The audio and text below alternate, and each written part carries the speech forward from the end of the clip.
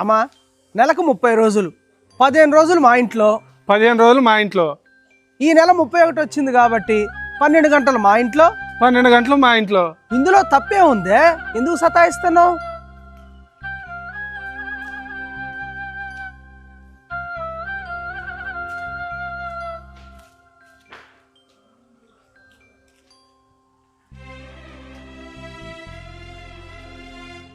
మొదటి 12 గంటలు మా ఇంట్లో ఉండు. అంటే పొద్దస్తమానం మీ ఇంట్లో పని చేయించుకొని రాత్రి తిని పడుకోవటానికి మా ఇంట్లోకే?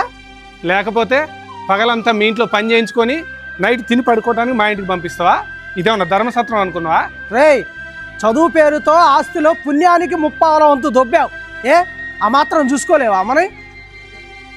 అప్పట్లో అమ్మని నేనే చూసుకుంటా అని చెప్పి హాస్పిటల్ పేరుతో దొంగ ఖర్చులు రాయించి నొక్కాల్సిందంతా నొక్కి మిగిలిందేదో కొద్దిగా పంచావు. నీకన్నా పెద్ద దొంగ ఎవడు ఉంటాడురా? అసలు లెక్క ప్రకారం చెప్పాలంటే అమ్మ నువ్వే చూసుకోవాలి. రే ఏంట్రా ఎక్కువ మాట్లాడుతున్నావు, చిన్న పెద్ద లెక్క లేకుండా? రేయ్, ఇలా లెక్కలేస్తావని నాకు ముందే తెలుసురా. అమ్మా ఏదో ఒకటి తెలుసుకోవే. ఆ తేల్చుకునేదేదో ఉదయం 12 గంటలు మా ఇంట్లో ఉండేటట్టు తెలుసుకోనరా.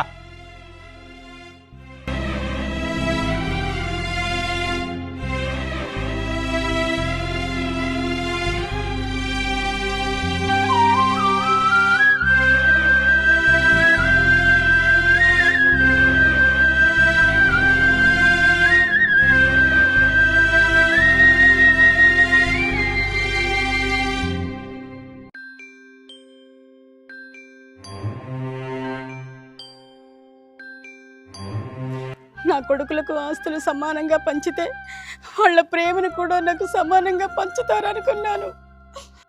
కానీ నాలో పనిచేసే శక్తిని సమానంగా పంచుకుంటారని అనుకోలేదు.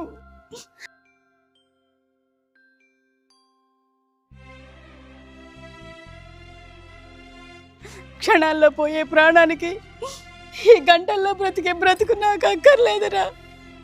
తప్పు మీది కాదురా. 2 కొడుకులకి ఆస్తి సమానంగా ఇవ్వాలని పెంచిన మాదిరా పెద్ద తప్పు. నా బతికేదో నేను బతుకుతాను. మీరు చల్లగా ఉంటే చాలు.